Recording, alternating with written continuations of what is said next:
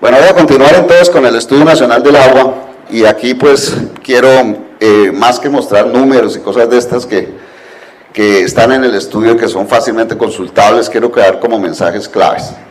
El primero es que el Estudio Nacional del Agua es un estudio, digamos, que sacamos en el IAN cada 4 años. Se han sacado estudios nacionales del agua en el año 98, 2000, 2004, 2008, 2010. A partir del 2010 se decidió que lo sacábamos cada 4 años, entonces sacamos el 2014 y ya este año pues hemos comenzado a armar el del 2018.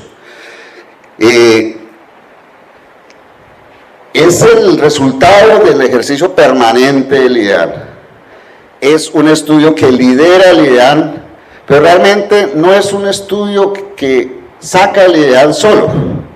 En este estudio participan 25 entidades del orden nacional, participan cerca de unos, directamente 25 profesionales del más alto nivel, se construyen paneles de expertos interinstitucionales, y se privilegia desde luego toda una metodología científica para los diferentes componentes del estudio, para hacer del documento el más riguroso y el más serio que hay en el sector ambiental. Es un estudio interdisciplinario, es un estudio que ha crecido día a día y es un estudio que es de gran utilidad, es muy referenciado, en todas partes se referencia al Estudio Nacional del Agua, tanto a nivel nacional como internacional.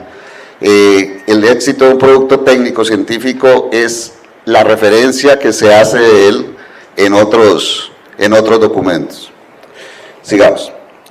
¿Para qué sirve? Bueno, el Estudio Nacional del Agua, pues básicamente me presenta el estado de la dinámica del agua, es decir, cómo es o sea, qué caudales hay, qué ríos hay, cómo es la calidad de los ríos, pero además las presiones por uso, las presiones, las afectaciones por contaminación, las afectaciones por variabilidad y cambio climático, las proyecciones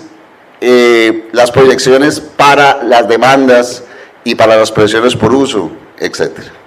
Es decir, es un documento de un alto nivel que tiene 3 niveles de indicadores. Un primer nivel que me muestra las variables hidrológicas clásicas, rendimientos, correntía, caudales, etcétera, ¿cierto? Un segundo nivel que ya, por decirlo de alguna manera, hace interactuar estas variables con otras variables, por ejemplo, las demandas para sacar las presiones por uso, ¿cierto? Las datos de calidad, por ejemplo, con la población y con el rendimiento hídrico para poder sacar el índice de afectación a la calidad del agua. Y tiene otro nivel de indicadores que me dice dónde están las zonas más críticas del país por recurso hídrico. Utilizamos nosotros el viejo truco del semáforo para llegar a toda la población. Mi papá no sabe qué es rendimiento hídrico, ni qué es caudal, ni qué... mi papá no sabe nada de eso. Lo que sí sabe mi papá es que cuando va en el carro, si pasa el semáforo en rojo, se puede chocar. Eso sí lo sabe mi papá. Entonces a mi papá yo le presento el Estudio Nacional del Agua con indicadores, a través de unos mapas donde están los rojos, que me dicen dónde están las zonas más críticas. Esto hace que el Estudio Nacional del Agua pueda llegar no solo a investigadores, a científicos, a tomadores de decisiones, sino también al público en general a través del truco universal de los indicadores. Sigamos. Bueno, esta es la parte conceptual. Todo esto está, detrás de todo esto hay una cantidad de conceptos. Bueno, importante. Lo primero, tenemos el Estudio Nacional del Agua, se construye con 38 años de información histórica. Eso me da mucha confiabilidad al estudio, desde el año 74 al 2012. Todos los datos son registros oficiales público-privados, con todas las restricciones y limitaciones que tienen las estadísticas nacionales ambientales, que son muy grandes, y que requieren a veces llegar a niveles de minería de datos muy altas, y recopila información de más de 25 entidades. Sigamos. Ahora, Lo trabajamos para agua superficial y para aguas subterráneas. Siguiente. Y esto es lo más importante de todo el estudio. El marco conceptual del ciclo del Estudio Nacional del Agua es el ciclo hidrológico. Es entender las relaciones que hay entre las variables hidrológicas, meteorológicas y las afectaciones que se hacen por la sociedad, por la extracción, por el uso, por el manejo del recurso hídrico. Y este monito, que pareciera muy fácil, que es un ciclo permanente, perpetuo, es el que no hemos podido entender en el país. Y por eso separamos el agua superficial del agua subterránea. Y por eso cuando nos llega el fenómeno del Niño, se desabastecen 300 municipios, de los cuales 200 tienen posibilidad de explotación directa de aguas subterráneas. Pero solo cuando se presenta el fenómeno del Niño salimos corriendo, como se hizo en el fenómeno del Niño pasado, para decir que vamos a construir 1000 o no sé cuántos pozos donde no hay estudios. Jugando pues a lo que dije al principio, a la brujería.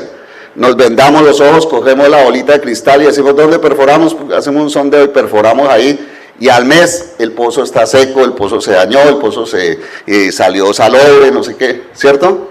Porque es que ese no es el juego. El juego son estudios serios y mucho más creatividad. No utilizamos nosotros, por ejemplo, recarga artificial, que es la posibilidad que tenemos que en las épocas húmedas, que tenemos el agua hasta el cuello, esa agua la metamos en un embalse que tenemos en el subsuelo para que cuando tengamos necesidad la podamos sacar, ¿cierto? Es decir, hay muchas soluciones, cosechas de agua, manejo de evapotranspiración, etcétera, pero nosotros nos hemos casado con dos. La una es que cuando hay niña, entonces hay que construir los diques y vigilar los diques. Y cuando hay niño hay que hacer huecos. Y punto, esa es la única solución que tenemos. Entonces tenemos que ampliar un poco la frontera de posibilidades con base en el conocimiento de los sistemas naturales, para saber cuánto podemos sacar del subsuelo, cómo hacer una estrategia de uso conjunto, en fin, todas las cosas se pueden resolver conociendo el sistema natural. Entonces me gusta detenerme en esto porque pareciera muy fácil, ¿no?, que el agua viene de las nubes, entonces ahí se condensa y cae, y entonces se va por los ríos, y otra se evapora, y otra se mete a los acuíferos y punto, y no, el asunto no es así de simple. ¿Ok? Entonces, el desgaste que tenemos que hacer nosotros, o más bien la inversión de conocimiento, está en entender el ciclo hidrológico. Y es la misma inversión de conocimiento que tienen que hacer todas las autoridades ambientales para ejercer como autoridad ambiental. Si yo voy a otorgar agua, pues tengo que tener unos balances hídricos claros. Y para tener un balance hídrico, pues tengo que saber cómo funciona el sistema. Y para saber cómo funciona el sistema, tengo que monitorear. No hay otra manera. ¿Ok? Bueno, sigamos. Esta es la más importante, para mí la lámina más importante de todas. Ahora, para poder hacer nosotros el ejercicio, pues dividimos el país en 5 áreas hidrográficas, que son esas de colores gruesos, que son Caribe, que es ese rojito, el amarillo, que es Magdalena, Cauca, el Pacífico, que es el azul, la Orinoquía, que es el área hidrográfica de la Orinoquía, que es el verde, y el área hidrográfica del Amazonas, que es el moradito. Dense cuenta que la región natural del Pacífico no corresponde al área hidrográfica del Pacífico, porque la región natural es todo este borde occidental, ¿cierto? Pero resulta que el río Trapo va para el Caribe, ¿cierto? Entonces una parte del Pacífico corresponde a la cuenca Caribe. Bueno, estas 5 áreas hidrográficas las dividimos nosotros en 41 zonas hidrográficas, y estas a su vez en 316 subzonas hidrográficas. Hasta ahí llega el ideal. Ese es el nivel al que llegamos con todos los indicadores y con todos los análisis. Es decir, a esas divisiones que se ven de color marrón en ese mapa. Pero aparte de eso, a nivel hidrogeológico hemos dividido el país en 16 provincias hidrogeológicas, y estas a su vez en ellas hemos identificado 61 sistemas acuíferos. Siguiente. Esta es la división hidrogeológica. Todo lo que ustedes ven de colores, con excepción del gris, son las áreas donde potencialmente tenemos posibilidad de explotación de aguas subterráneas en ambientes sedimentarios. El 78% del territorio colombiano tiene posibilidad de aprovechamiento de aguas subterráneas. Las áreas grises corresponden a rocas igneometamórficas, ambientes cristalinos, donde no es que no haya agua subterránea, sino que el agua subterránea se mueve por otros mecanismos de fracturamiento y es mucho más difícil su aprovechamiento. ¿Ok? Pero ten en cuenta que tenemos un gran potencial. Ahora, en todas esas provincias que tenemos acá, 16 provincias hidrogeológicas, hemos identificado eso que vemos en el segundo mapa, a mi derecha, que son los sistemas acuíferos de los cuales tenemos algún grado de conocimiento. ¿Cierto? Y pongo el caso de La Guajira, que es de los que más conozco, gracias. La Guajira sabe que tiene los primeros 60, 70 metros, pero ahí para abajo, hasta ahora se comienzan a hacer exploraciones de este tipo, ¿cierto? Entonces se está construyendo un modelo hidrogeológico conceptual, el Servicio Geológico Colombiano lo está construyendo en este momento, pero no se tenía, ¿cierto? Y eso pasa en la mayor parte del país, se tiene algún grado de conocimiento. Aparte de eso, pues el monitoreo es escaso, ¿cierto? En aguas subterráneas es escaso. Entonces, en zonas como La Guajira, como Sucre, como el Valle del Cauca, etcétera, donde hay una total dependencia de aguas subterráneas, es necesario tener estos modelos actualizados y tener un monitoreo permanente. Ok, sigamos. Bueno, esto es lo nuevo del Estudio Nacional del Agua 2014. Comenzamos a incorporar el tema de huella hídrica que veníamos trabajando hace 5 años, al fin lo incorporamos al Estudio Nacional del Agua porque me permite cuantificar un agua que no se cuantifica en las estaciones, que es el agua que está contenida en el suelo, pero a la vez saber cuánta agua se está sacando de las cuencas en productos, acá en mi camisa, en el vaso, en el café que me tomo, etcétera. Y entonces trabajamos con huella hídrica verde y huella hídrica azul, que ya paso a explicar, y trabajamos también, profundizamos el tema de aguas subterráneas. Sigamos. El país tiene 2012 kilómetros cúbicos anuales de caudal anual. Y lo que preguntan a los periodistas es si estamos en el cuarto o en el quinto o en el sexto lugar, ¿en qué lugar estamos? Pues nosotros en términos de rendimiento hídrico estamos como en el cuarto, quinto lugar. Es decir, tenemos uno de los rendimientos más altos del mundo, ¿cierto? Pero con una distribución, digamos, heterogénea. Hace cuenta que en el Pacífico, pues, tenemos los altos pluviométricos y por lo tanto la mayor escorrentía, mientras que en la zona Caribe, nosotros tenemos unas condiciones mucho más críticas, lo mismo que en la zona andina, ¿cierto? Entonces, donde habita el 20% de la población, que es la zona Magdalena, Cauca y Caribe, donde se produce el 80% del Producto Interno Bruto, donde está el 80% de la población y se produce el 80% del Producto Interno Bruto, únicamente está el 20% de la oferta hídrica superficial. Y esa es la primera lectura, hay que aprender a manejar la heterogeneidad del territorio para efectos, digamos, de desarrollo y para efectos de sostenibilidad ambiental. Sigamos. Bueno, estos son más de lo mismo, son diferentes formas de medirlo. Antes lo dije como escorrentía, como rendimiento, que es como decir cuánto rinde cada kilómetro cuadrado. El país tiene un rendimiento de 56 litros por segundo por kilómetro cuadrado, y es en cuenta que el rendimiento promedio mundial es 10 litros por segundo por kilómetro cuadrado.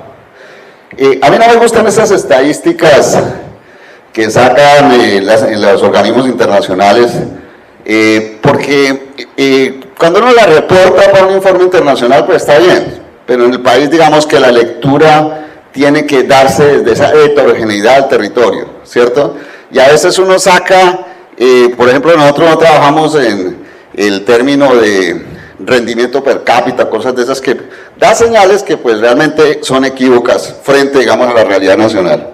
Porque dense cuenta que La Guajira, por ejemplo, tiene rendimientos promedio de 12 litros por segundo kilómetro cuadrado, que son ínfimos frente, digamos, al río Atrato, que son 100 litros por segundo por kilómetro cuadrado. Es una realidad totalmente diferente.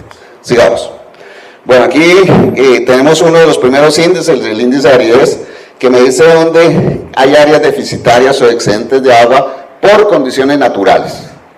Entonces, den cuenta de nuevo, la zona Magdalena, Cauca y Caribe, sobre todo la Caribe, es donde tenemos las mayores áreas deficitarias del país. Sigamos.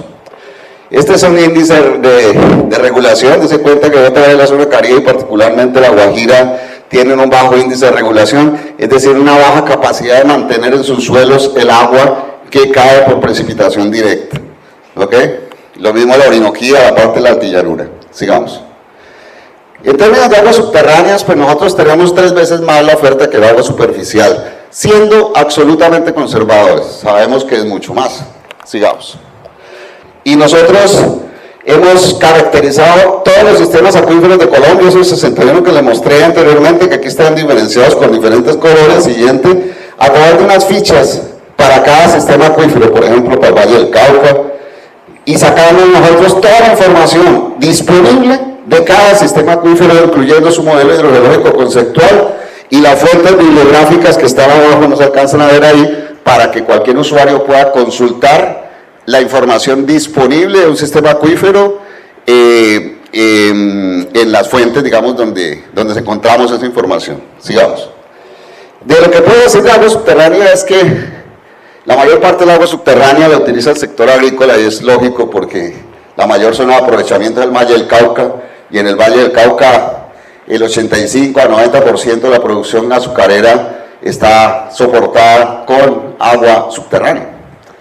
Bueno, pero nosotros no sabemos a ciencia cierta cuánta agua subterránea se está extrayendo en el país. Tenemos una aproximación, que es la que presentamos en la siguiente, que dice que hay 50.492 puntos de agua subterránea entre pozos, aljibes y manantiales. Podrían ser 300.000, 6 veces más que esto. Pero el registro público oficial únicamente me permite reconocer este número de puntos de agua. ¿Eso qué quiere decir? Que hay que hacer un inventario nacional de puntos de agua subterránea. Eso lo debe hacer el Ministerio a través del Programa Nacional de Aguas Subterráneas, ¿cierto? Eso es fundamental, porque si no sabemos ni cuánto estamos sacando, ¿cierto? Bueno, entonces las contabilidades pues son complicadas. Bueno, ahora en términos de demanda, el sector que más usa agua en Colombia es el sector agrícola, que usa 16.760 millones de metros cúbicos, que equivalen al 46.6% del agua anual extraída. La sigue el sector energético y luego pues viene el sector pecuario. Desen cuenta que el sector doméstico, digamos, tiene un uso marginal, digamos, frente a todo el consolidado nacional. Y una cosa importante, la minería también tiene un uso, usa el agua de una manera muy marginal. Porque el problema de la minería no es lo que se saque de agua, ese problema es la calidad, la afectación a la calidad. Ahora, en hidrocarburos sucede algo similar. Ahora, con el cuento de los 18 proyectos de fracking, eso sí cambia el panorama, porque los proyectos de fracking requieren unos grandes volúmenes de agua para inyectar, para producir el fracturamiento, ¿cierto? Amén, además de los problemas, digamos, de afectación que pueden hacer a los sistemas acuíferos, y que han determinado que en los Estados Unidos, en algunos países de Europa, se prohíbe el fracking. Nosotros lo estamos permitiendo y pues ojalá nos vaya bien, hay que bendecirse ahí, sigamos. Bueno, esta es el tema de la demanda de agua, sigamos. Aquí tenemos un mapa, obviamente pues la demanda, donde más hay demanda en las zonas donde están los grandes centros urbanos y las zonas donde hay mayor presión de frontera agrícola. Entonces obviamente pues la demanda está concentrada en las zonas de Magdalena, Cauca y Caribe, y particularmente donde están las grandes ciudades. Sigamos. También nosotros tenemos en el estudio cerca de 200 mapas para los diferentes subsectores, agrícola, pecuario, piscícola, minería, etcétera, pero también para sus sectores. Entonces, para el sector agrícola hay unos subsectores, para el pecuario otros subsectores. Entonces tenemos todos estos mapas, aquí simplemente quiero ilustrarlos mostrándolos un slide, digamos, con los sectores. Sigamos. Bueno, además presentamos la información por área hidrográfica, la presentamos por subzona, la presentamos por sector, etcétera. Es decir, la presentamos de todas las formas posibles, pero además usted puede hacer combinaciones adicionales. Sigamos. Lo importante de aquí es entender que el 69% de la demanda total está en la cuenca Magdalena, Cauca y Caribe, ¿cierto? Y aquí esto no es, digamos, pues no es nada particular. El tema es cuando se trata de la presión, ¿dónde están las zonas más presionadas por uso? Es decir, ¿dónde es que tengo que cambiar el enfoque de castigar la oferta para hacer gestión sobre la demanda?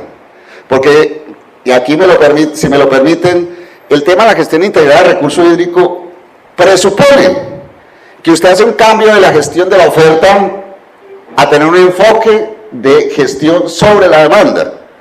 Pero nosotros seguimos, a pesar de que el paradigma de la gestión integrada de recurso hídrico, y es el objeto de este seminario, seguimos trabajando sobre un enfoque de oferta. Y ahí está el gran error para manejar, digamos, esta heterogeneidad. Importante decir que el 15% de la demanda del país es suplida por agua subterránea, puede ser más, y ojalá fuera más.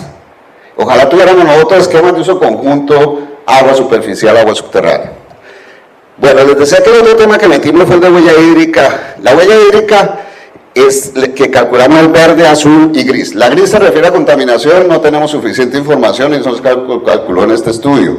La verde es el agua que está almacenada en suelo proveniente de lluvia y que mantiene la vegetación sin necesidad de riego. ¿Ok? La huella hídrica azul o el agua azul se refiere a aquella que yo extraigo de un río, de un pozo, etc. ¿Ok? Este país es un país de huella verde. Eso quiere decir que vivimos a expensas de mi Dios. Si mi Dios quiere sequía, pues entonces se afecta la seguridad alimentaria y toda la economía nacional, ¿cierto? Si nos manda mucha agua también, porque entonces todos los cultivos también se dañan, ¿cierto? Entonces el país tiene que, estas son cosas que hay que leer muy bien, ¿cierto? Es decir, des en cuenta que decir que el país de huella hídrica verde quiere decir que tenemos una escasa tecnología para la producción de alimentos y pues en general para el aprovechamiento agrícola. Sigamos. Aquí tenemos nosotros todos los datos. Bueno, esto es importante, esto son unas lecturas más políticas y económicas, pero lo que usted puede observar es que hay cultivos que están desplazando los cultivos tradicionales y la diversidad en el país.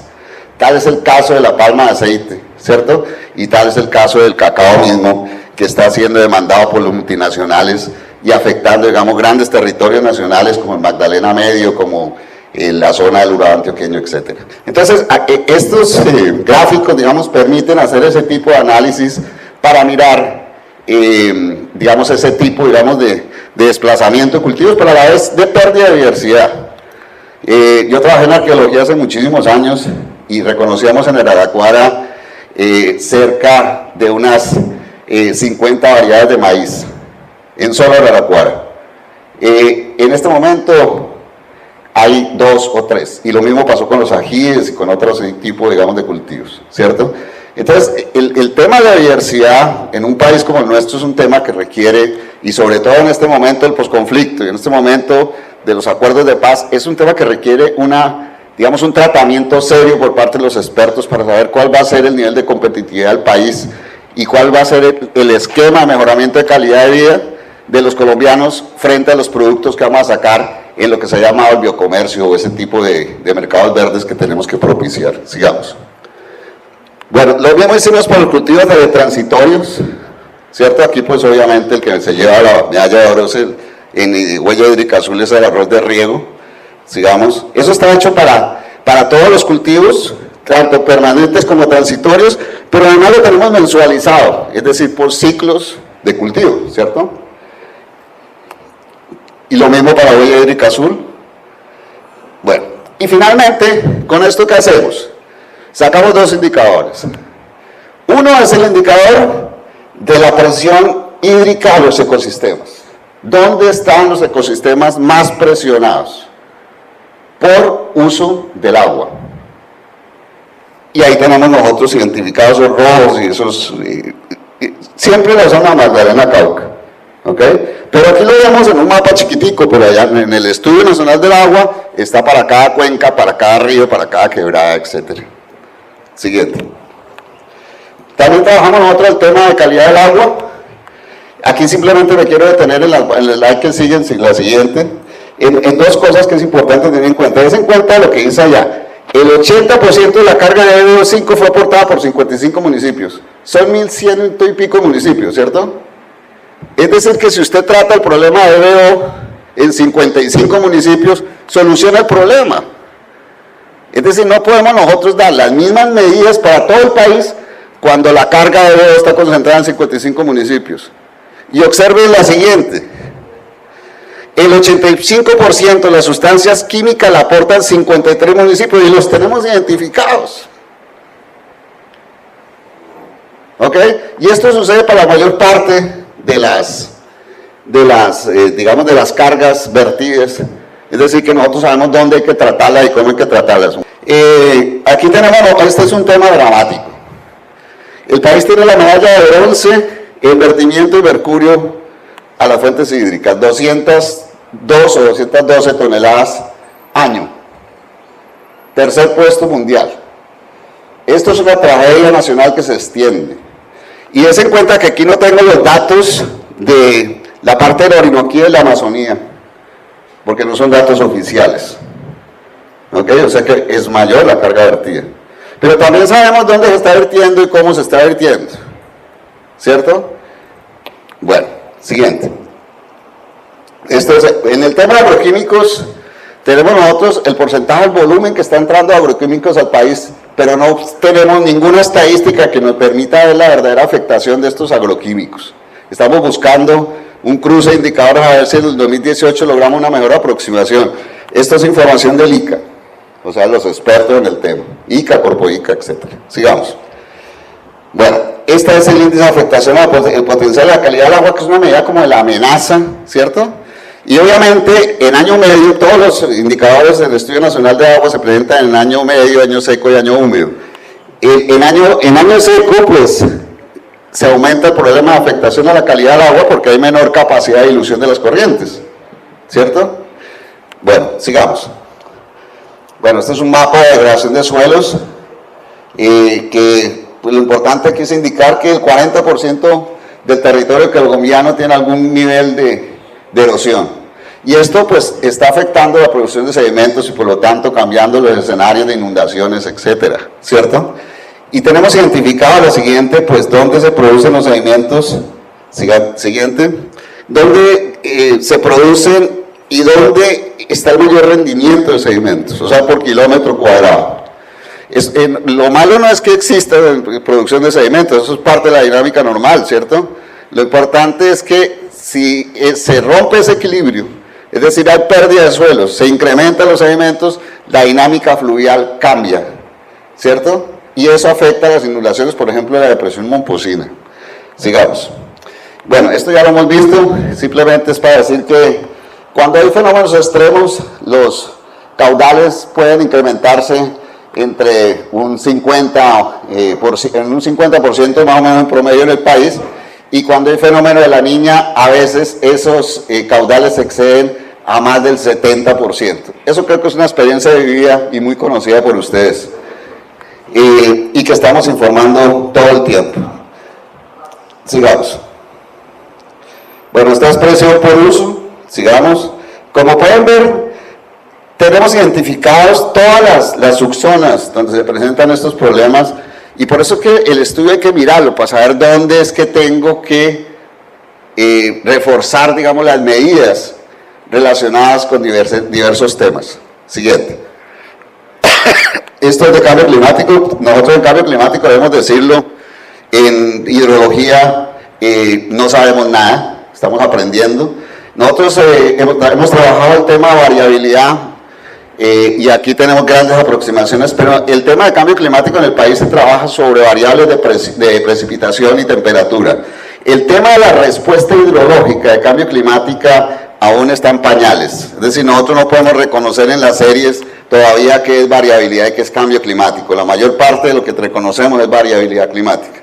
Entonces, estos serán estudios que el país tendrá que hacer durante los próximos años. No es verdad lo que se dice que los caudales han disminuido en estos años. No hay ningún registro histórico en ninguna parte del país donde haya una disminución o un aumento sistemático de los caudales. Eso se dan en fenómenos extremos y es otra cosa. Entonces, en eso hay que ser serio, porque a veces, yo diría, y lo voy a decir de manera un poco peyorativa, hay mucho mercachifle del cambio climático, y esto hace daño porque la información que se da es una información tergiversada. Por eso buscamos siempre que la información se dé desde fuentes oficiales, para que no produzcan, digamos, pánicos y alertas indebidas, sino que realmente reflejen lo que está sucediendo y lo que tenemos previsto que va a suceder. Quiero que miren ustedes las subzonas de abajo, porque aquí hay pues compañeros de La Guajira que nosotros vemos como que van a tener mayor vulnerabilidad de desabastecimiento ante escenarios de cambio climático. Tales son los casos de Ranchería, de los directos Caribe, Alta Guajiro, Carraipía, etc. ¿Ok? La Guajira sigue siendo una zona de especial atención en este tema. Sigamos. Bueno, este es el sumum de todo. Cogimos todas esas variables que ustedes ven ahí: variabilidad de la oferta, variabilidad de recursos por presión por uso, presión hídrica sobre ecosistemas, agua no retornada a la cuenca, el y acá, la producción de sedimentos, la presencia de mercurio, y dijimos cuáles son las subzonas más críticas del país, donde el país tiene que ponerle el ojo y tener medidas urgentes. La siguiente, y nos salieron, bueno, este es un ejemplo, siguiente, y nos salieron estos. Ahí está el río de Ranchería, el río Bogotá, el Cauca, el Chinchiná, los del Valle del Cauca. Estos son los más críticos del país. ¿Ok? Es decir, si el país no hace esta lectura tan clara, es decir, no enfoca su gestión, sus recursos, sus acciones a estos ríos, pues el problema, los problemas se van a agravar. Sigamos.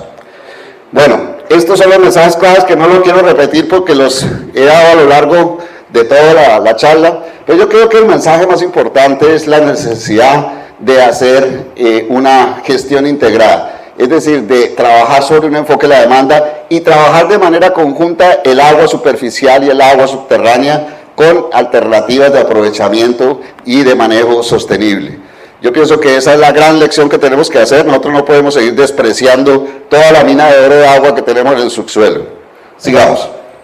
Y estas son las proyecciones, que también es muy importante, porque como pueden ver ustedes, el sector que va a crecer en los próximos años es el sector agrícola, que va a crecer en un 137%. Los otros sectores más o menos se va a poder permanecer en los mismos niveles, con unos crecimientos sostenidos, pero la demanda total proyectada a 2022 va a ser casi el doble de la que tenemos en este momento.